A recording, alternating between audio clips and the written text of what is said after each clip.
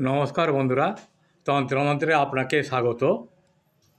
দুর্গাপুজো উপলক্ষে গ্রামের কয়েকজন মিলে মা মহামায়া পুজো উপলক্ষে খিচুড়ি রান্না করছিল।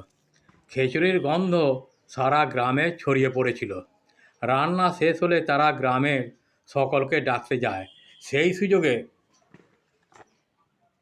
এক ভয়ঙ্করী রাক্ষসী সব দেখে এক সুন্দরী মেয়ের রূপ ধরে সেই খিচুড়িতে বিষ মিশিয়ে দেয়। কিন্তু মা দুর্গা সবই দেখছিলেন। তিনি তার ঐশ্বরিক শক্তি দ্বারা সেই খিচুড়িকে বিষমুক্ত করে দেন।